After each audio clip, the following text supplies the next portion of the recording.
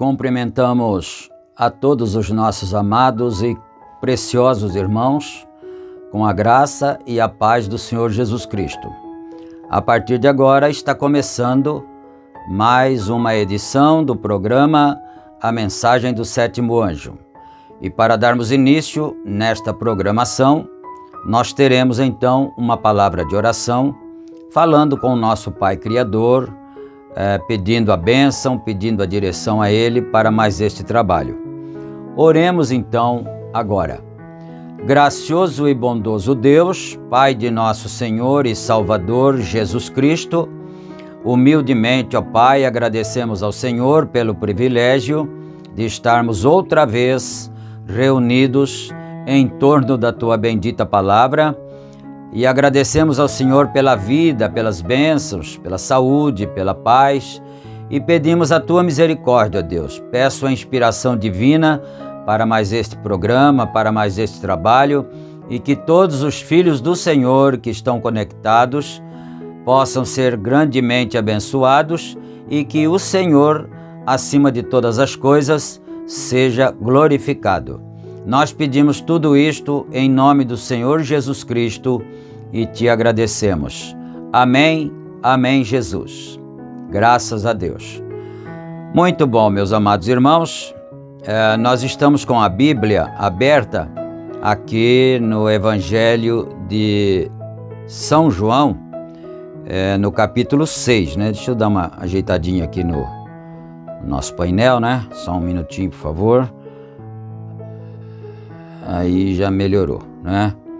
Deixar tudo ok, senão depois a programação não sai perfeita, né? E precisa ser nada menos que perfeita. Amém? Muito bom, então vamos aqui. São João. Vamos aqui. São João, capítulo 6, versículo 48. É a leitura que nós vamos fazer. E depois, se o Senhor permitir, daremos continuidade, então, ao estudo da mensagem liderança, não é? E enquanto vocês procuram, vocês que desejarem acompanhar, nós daremos aquelas notinhas rotineiras diárias. Este programa é uma gentileza da igreja que está em Santa Bárbara do Oeste, no estado de São Paulo, na Rua Romênia 212, no Jardim Europa. Os cultos ali são realizados às quartas-feiras, no horário das 19 horas, e aos domingos, no horário das 18h30. E na cidade de Campinas, no estado de São Paulo, nós temos os cultos ali na Rua Geraldo Gonçalves Dias, número 130, no Parque Residencial Shalom. Toda quinta-feira às 19 horas e todo domingo às 8h30 da manhã. E nós temos também 3 grupos de WhatsApp. E você pode, se você que acompanha a nossa publicação, a nossa programação, não é? Você pode se inscrever, se desejar manifestar o seu pedido, não é? De fazer a sua inscrição, de participação no grupo, em qualquer dos grupos aí, e nós faremos isso, nós atenderemos o seu pedido, porque quanto mais pessoas nós tivermos nos grupos, mais propagação nós teremos da mensagem, não é? E aí tem o número na descrição, você pode fazer isso através do número, ou então você pode deixar a sua manifestação de interesse aí nos comentários. Só que aí nesse caso dos comentários, você tem que deixar o seu número para nós te adicionarmos, não é? Muito bom. E não esqueça também, quando você estiver assistindo o vídeo, de clicar no símbolo de gostei, né?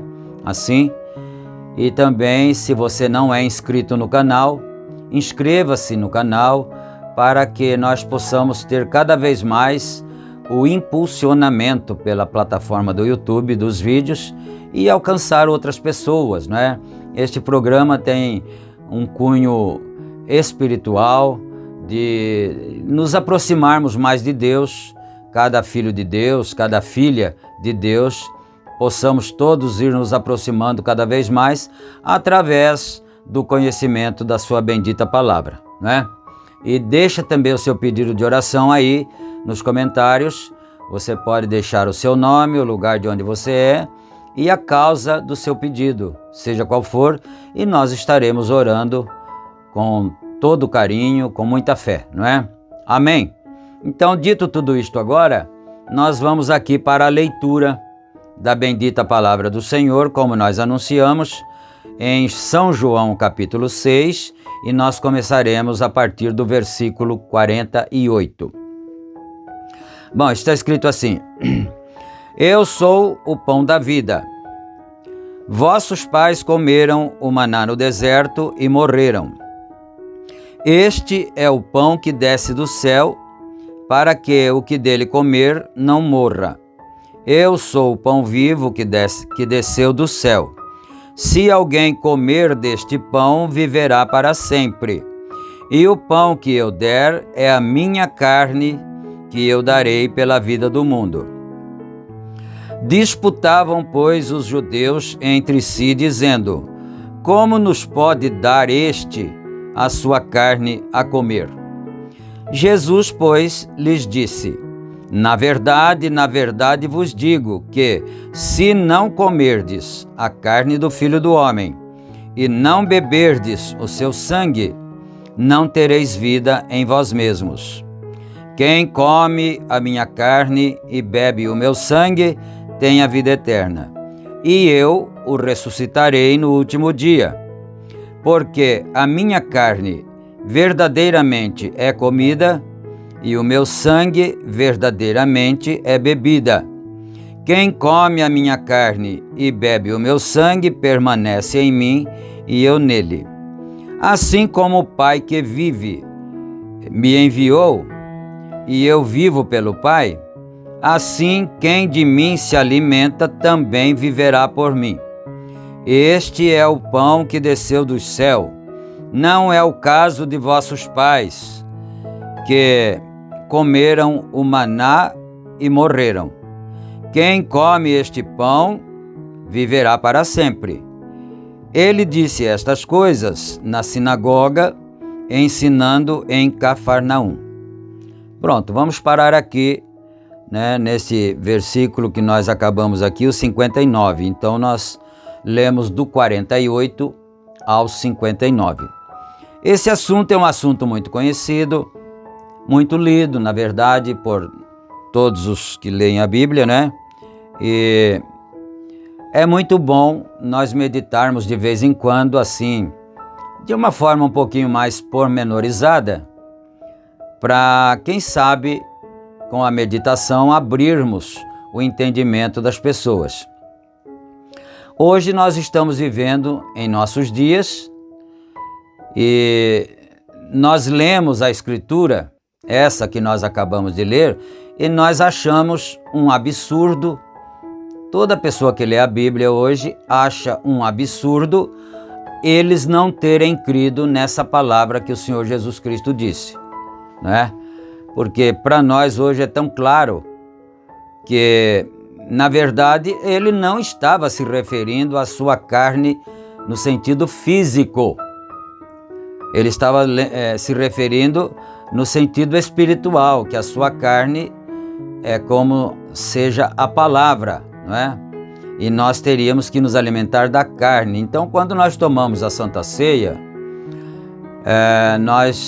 o pastor, o ministro diz assim: disse Jesus, tomai e comei, isto é o meu corpo que é partido por vós, fazei isto em memória de mim. Semelhantemente também, depois de cear, tomou o cálice, dizendo: este cálice é o novo testamento no meu sangue, fazei isto todas as vezes que beberdes em memória de mim. Então, quando nós tomamos a Santa Ceia, nós tomamos o pão e o vinho, E então você entende que o pão é a palavra que você come todos os dias, da qual você se alimenta ou alimenta sua alma todos os dias. É o pão, que é a palavra, Nós temos aqui essa programação diária. Esta programação diária não é outra coisa a não ser o pão nosso de cada dia, que nós nos alimentamos através da palavra de Deus, Agora, hoje para nós é muito fácil pensar que eles não tinham razão de não acreditarem no que ele estava dizendo. Mas se nós formos observar, agora, hoje, as pessoas são da mesma maneira ainda. Essa é a verdade, porque quando surge um assunto espiritual que foge da compreensão natural das pessoas, as pessoas não creem da mesma maneira, Então, o que acontece? Acontece que o homem crê no que Deus fez no passado e no que Deus vai fazer no futuro. Mas o homem nunca é capaz de crer com a sua mente natural naquilo que Deus está fazendo no seu dia, no seu tempo. Por exemplo, Deus nos mandou uma mensagem profética. Ele nos mandou um profeta para trazer a mensagem para nós. E na mensagem tem tantas coisas misteriosas, tem tantos mistérios, que as pessoas do dia que não são os predestinados, não são os eleitos, não conseguem acreditar, não conseguem ver. Então isto mostra que se tais pessoas estivessem vivendo nos dias de Jesus, eles estariam do lado daqueles que não estavam crendo nele, Como pode dar esse a nós a sua carne a comer? não é? Inclusive, deixa eu mencionar um detalhe aqui, inclusive, na lei de Moisés havia uma proibição sobre comer o sangue, ou beber o sangue, né? Que é a vida. Quando nós não éramos cristãos, né, do Evangelho, às vezes as famílias matavam porcos, né, e outras coisas assim, geralmente era de porco. Aí temperava aquele sangue com aqueles temperos chamados pelas famílias de cheiro verde, porque eu nunca vi a cor dos cheiros, né? Os cheiros são abstratos, não tem cores, mas eles chamavam de cheiro verde. O que era cheiro verde, né? Era cebolinha verde, era salsa e outras coisinhas assim, chamadas de cheiro verde. Então temperavam aquele sangue e depois colocavam dentro de uma capa, como se fosse uma linguiça, né? E aí cozinhavam aquilo, depois as pessoas comiam e era gostoso, né? Comer aquilo. Só que havia e há uma proibição que não se deve comer o sangue. Então, quando a gente se converte, a gente larga, para de comer o sangue, né? Agora, vejamos isto. Eles seguiam a lei de Moisés. Na lei estava escrito que não era para se comer o sangue. Agora vem um pastor de Nazaré dizendo que eles teriam que comer não somente beber o sangue, tinha que comer a carne também. É claro, é muito óbvio que eles não aceitariam. Mas por que não aceitariam? Porque suas mentes eram carnais, do mesmo jeitinho que hoje em dia existem as pessoas que são religiosas, são crentes, mas têm as mentes carnais, do mesmo jeitinho. Crê no que Deus fez, crê no que Deus vai fazer, mas no que Deus está fazendo no exato momento em que a pessoa está vivendo, nisso a pessoa não consegue crer. Mas vamos aqui, não é?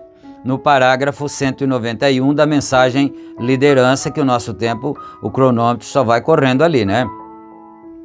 Porém, quão longe temos desgarrado disto?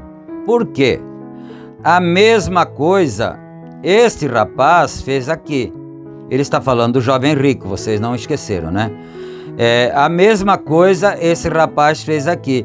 Ele recusou a vida eterna porque lhe custaria sua posição social.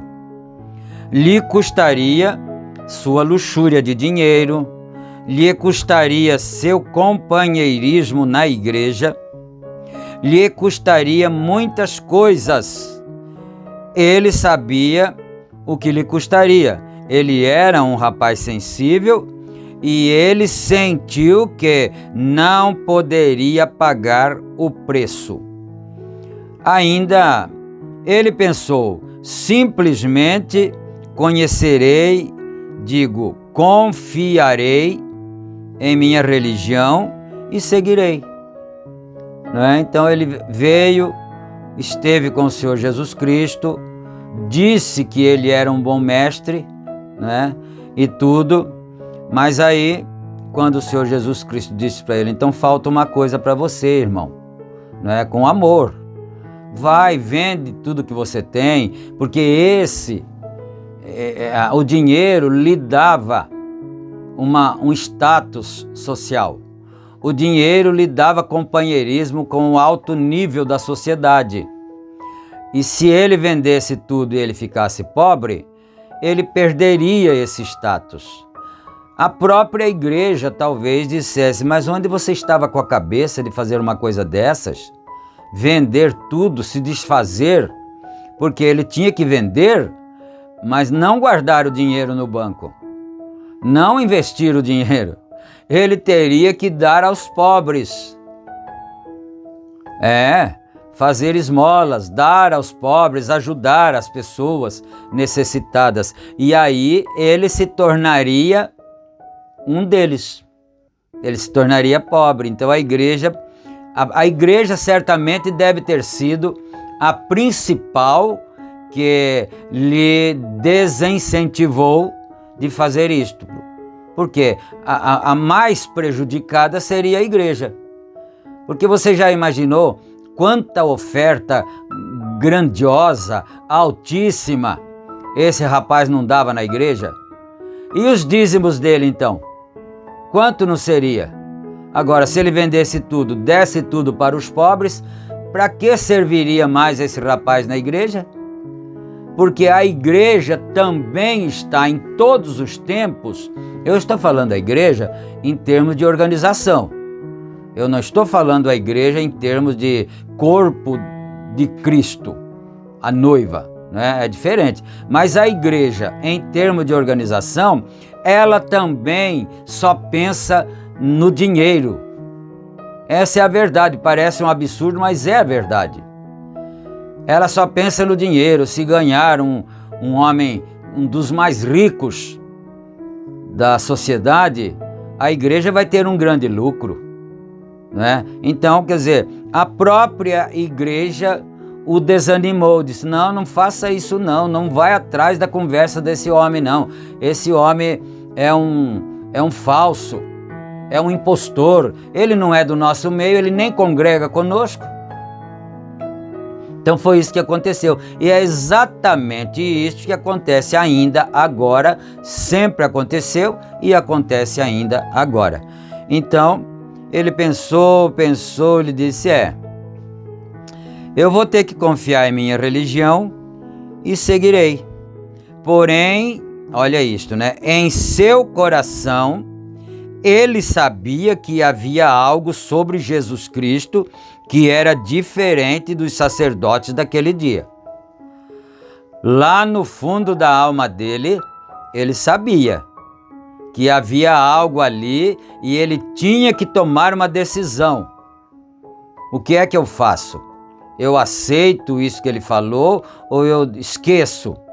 Não tem um ditado, um provérbio que se usa muito hoje em dia, na atualidade? Você quer saber? Esquece. É assim que ele fez. Quer saber? Esquece. Vamos esquecer isso, vamos continuar nossa vida, vamos continuar sendo membro da igreja, vamos continuar sendo ricos, vamos continuar fazendo parte da alta sociedade, da elite, e pronto. Mas no fundo da alma dele, ele sabia que ele estava fazendo uma coisa errada, que ele não estava fazendo o certo, que Jesus tinha algo diferente dos seus líderes, dos seus sacerdotes. Bem, e qualquer mensagem que tenha entrado, uma genuína mensagem nascida de Deus, é diferente da velha tendência. Quando uma cura divina seguiu adiante, não muito tempo atrás, ele falou não muito tempo porque isso foi na década de 50 aqui, né? Ou 60, né? São mais de 60 anos agora, por volta de 70 anos já aproximadamente.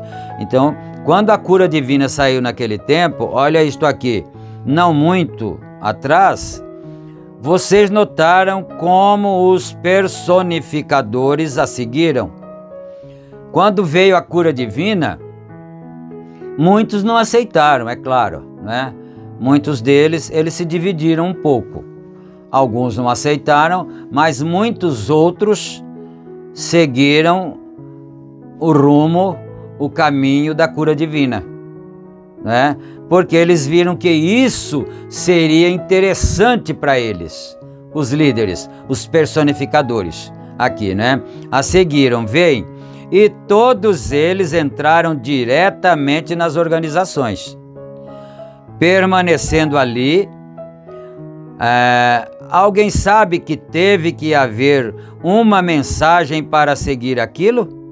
Ora, Deus não nos entrete. Ele atrai nossa atenção com algo.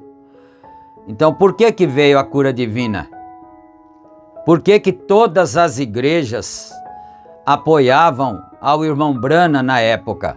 Hoje surgiram muitos que querem tentar provar que o profeta William Branham não era um profeta autêntico, né? Hoje. Mas naquele tempo, por que eles não provaram naquele tempo?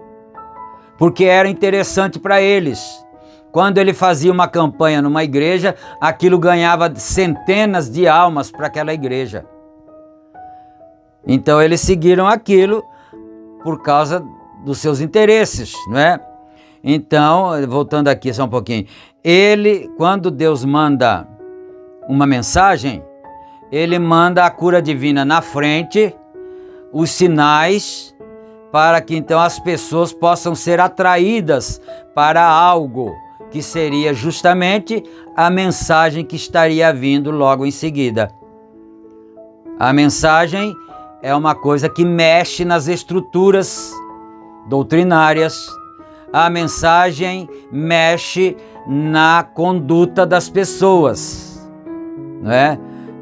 Para receber cura divina não precisa nem ser crente. É só você crer que Deus pode curar. Não precisa pertencer a igreja nenhuma, doutrina nenhuma, não é? Depende da fé. Então, mas Deus, ele disse, Deus não manda para nos entreter, né? Ele atrai nossa atenção com algo, e quando ele atrai nossa atenção, então ele tem sua mensagem. Então, quando veio a cura divina, através do ministério de William Branham, era justamente para prender a atenção do povo para a mensagem que seria trazida à igreja através dele. E foi o que aconteceu, não é?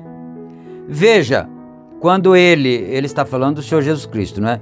Quando ele primeiro veio à terra e começou o seu ministério, ó, jovem Rabi, aqui tem uma aspas, não é aqui, está entre aspas. Ó, jovem Rabi, queremos você aqui em cima aqui no nosso púlpito, né? Nós queremos você aqui no nosso púlpito, em cima, em nossa igreja. Podemos, veja aqui, né? Aqui embaixo, veja aqui embaixo, é que eu estou lendo aqui pensando numa coisa, eu não sei se eu deveria contar ou não, porque o tempo vai acabando ali, né? Mas eu vou contar rapidamente. São experiências que nós já tivemos na vida, não é? Nós pertencíamos a uma certa organização religiosa, uma certa denominação, muito boa, por sinal. E nós tínhamos lá muitos irmãos muito sérios, muito sinceros, não é? Não estamos falando mal de ninguém, não. Mas então, nós precisávamos naquele tempo, isso foi na década de 70, não é? Então, nós precisávamos construir uma igreja. E nós não tínhamos o dinheiro para comprar o terreno. E o terreno era caro. Se eu não me engano, não me fugiu da memória, o terreno para construir a igreja girava em torno de 200 milhões. Porque era em cruzeiro, não é? 200 milhões.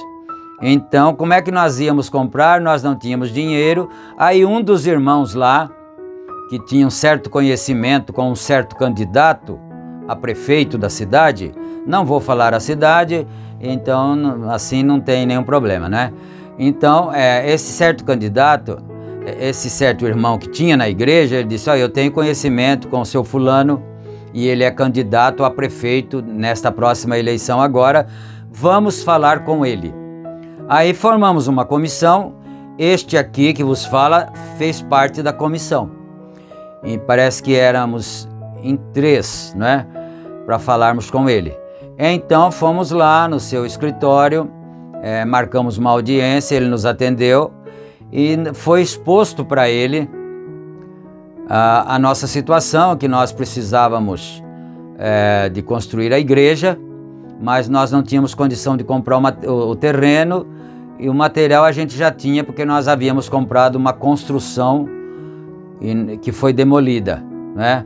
Nós a demolimos, então compramos por um preço bem barato do antigo dono, né? Bom, então contamos para ele a nossa situação e ele disse assim, olha, também não vou fazer o sotaque, né? Ele disse assim, eu não posso doar para a igreja esse terreno, porque eu tenho aqui na cidade muitas construções e só terrenos baldios, sem construção nenhuma, eu tenho mais de 200 na cidade. Então vocês podem escolher, procura na região que achar que for melhor para vocês.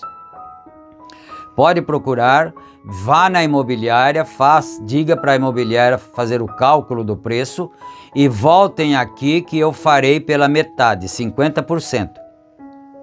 Eu não posso doar para vocês porque agora eu já fiz um inventário de tudo e os filhos agora sabem de tudo que nós temos, não é? E eles não vão permitir que eu dê o terreno para a igreja, mas eu vendo pela metade, né? Porque ele tinha feito inventário, mas ele ainda estava na frente dos negócios. Então nós fomos, encontramos um terreno num lugar que era razoavelmente bom para nós, voltamos lá e ele cumpriu, ele honrou a sua palavra e vendeu para nós o terreno pela metade do valor avaliado pela imobiliária. Não era a imobiliária dele, não. Uma imobiliária que nós encontramos neutra, não é? E ele cumpriu a sua palavra. Bom, mas antes, então, isso aí depois começou a construção da igreja, então é outra parte, né? Mas antes disso tudo, os irmãos, tomaram uma decisão de convidá-lo para vir à nossa igreja fazer uma visita, né? Fazer uma visita na nossa igreja. E ele veio, né? Era época de eleição, para ele era interessante, ele atendeu o convite e veio. E eu me lembro que eu era presbítero na época, eu estava sentado assim e ele se assentou à minha direita, bem o próximo depois de mim, lá no púlpito, à minha direita. E ele não era evangélico, ele não era cristão, né? Aí, quando chegou em certo momento, o dirigente do culto disse assim: agora nós vamos dar a palavra ao senhor fulano de tal, que é candidato a prefeito aqui da cidade, da nossa cidade, e ele vai dar uma palavra então aqui para a igreja. Aí ele se levantou, assim, um senhor já idoso, lá com seus 70 anos aproximadamente, não é? E ele disse assim: eu estou muito contente de estar aqui em vosso meio, né? Atendi o convite com muito carinho e quero dizer que não tenho nada a dizer, não tenho muito a dizer, apenas agradecer o vosso convite e dizer que estou feliz por estar no meio de vocês. Vocês são munícipes e que são eleitores e que votam, e eu espero então que eu possa receber a confiança de vocês através do voto. Mas eu não vou falar de política aqui, preste atenção nisso, os irmãos, né? Eu não vou falar de política aqui, neste púlpito, porque púlpito não é lugar de falar de política. Igreja não é lugar de falar de política. Igreja é um lugar sagrado e púlpito é um lugar de se pregar o evangelho, não de se falar em política. Por isso não vou falar nada de política. E agradeceu a oportunidade e se assentou. E eu cá dentro de mim, né, pensei assim: bem feito para nós. Bem feito para nós. Toma essa, engole essa. Porque Jesus disse assim, que se esses se clamarem, se esses se calarem, aliás, se os meus que deveriam clamar se calarem, até as pedras clamarão. Que vergonha para nós chamarmos uma pessoa que não é do evangelho, não é batizada, não é membro de igreja, podia ser de outra igreja, não teria nenhum problema, mas ele não era evangélico, mas ele foi tão sensato que ele passou uma vergonha tão grande em nós que eu nunca esqueci isso. Faz quase 50 anos já isso, não é? Então é isso, quer dizer, eu até perdi aqui onde eu estava, que já está dando a hora aqui, mas eu pelo menos preciso fechar esse parágrafo, né? Sim, ele está falando aqui que quando o Senhor Jesus Cristo começou a curar, os líderes, às vezes o profeta fala em hipótese, é claro, né? Mas lá também em Israel tinha sim os sacerdotes que eram os líderes. Então os líderes teriam dito, né? Ó jovem rabi, queremos você aqui em cima em nossa igreja. Veja aqui embaixo, o jovem profeta, ó, nós o queremos aqui, vem aqui. Por causa da cura divina, todos eles o aceitariam em seus púlpitos, que é um caso muito ameno, muito mais ameno do que o caso da política que eu relatei aqui, não é? Então é bom que se diga também, essa igreja não era uma igreja que cria na mensagem do profeta de Deus, não. Era uma igreja denominacional, não é? Mas então é isso, quando há interesses, aí eles aceitam. Por que eles queriam Jesus lá? Porque se aquelas curas que Jesus fazia na rua, nas praças, na beira do mar, se elas fossem realizadas lá dentro da igreja, quão lucrativo não seria para eles aquilo? Aumentaria o povo, aumentando o povo, aumenta o dinheiro, aumenta a fama, aumenta tudo, né? Mas ele não foi, porque logo em seguida, depois da cura, veio a mensagem, e a mensagem era essa, que era a mesma coisa que dar uma sacudida na árvore que tem muitas frutas, muitos frutos maduros, sacode assim, você vai ver como chove de frutos maduros no chão. Porque se ele começasse a pregar lá no templo dos judeus, que eles tinham que comer a carne dele e beber o sangue dele, era mesmo que sacudir a árvore com frutos maduros. Era aquele monte de gente saindo da igreja, como na verdade ele não estava pregando lá no templo, mas ele estava pregando para a multidão no ar livre. E quando ele pregou isso, as multidões o abandonaram, né? As multidões o abandonaram e o apóstolo São Pedro disse: Senhor, eles estão indo embora, a nossa frequência do culto de hoje foi muito menor do que a frequência do culto de ontem. Porque ontem, digamos que foi o dia que ele falou que era para eles comerem a carne dele e beberem o sangue dele. Hoje, no próximo culto da frente, já tinham metade só, né? E ele já tinha também os 12 apóstolos e ele já tinha também 70 discípulos que eram pregadores, que iam de cidade em cidade pregando e anunciando as boas novas do Evangelho trazidas por Jesus Cristo. Até esses 70 aí discípulos, que eram 35 pares, né? Até esses o abandonaram, os pregadores. Ora, isso não é um retrato das coisas que nós vemos hoje? Por não compreendermos, por não termos mente espiritual, nós fazemos a mesma coisa que eles fizeram, e sempre foi assim. Infelizmente, sempre foi assim e sempre será assim enquanto houver evangelho pregado na terra e enquanto houver gente ouvindo o evangelho na terra. E agora eu tenho que parar aqui no parágrafo 194. Hoje nós lemos poucos parágrafos, né? Do 191 ao 193 somente. Vamos parar por aqui, vamos orar e agradecer a Deus por tudo e também fazer a corrente de oração em favor dos necessitados, dos doentes. Senhor nosso Deus e Pai, agradecemos ao Senhor nesta hora por mais esta oportunidade de nós estarmos juntos, reunidos em torno da Tua bendita palavra, crendo nela, aceitando ela não na nossa mente, no nosso intelecto, mas em nossa alma. E eu peço agora, Senhor Deus, a bênção em favor de todo o Teu povo, de todos os Teus filhos, principalmente dos doentes. Nós oramos neste momento pela nossa irmã Mariinha, irmã Maria, esposa do nosso irmão Luiz Ferreira.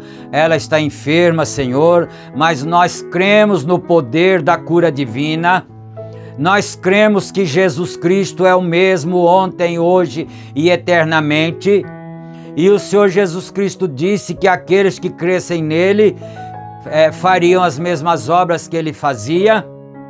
e eles poriam as mãos sobre os enfermos e eles seriam curados, eles expulsariam demônios e eles fariam todos esses milagres, esses sinais que deveriam acompanhar aqueles que crescem nele. E nós cremos no Senhor.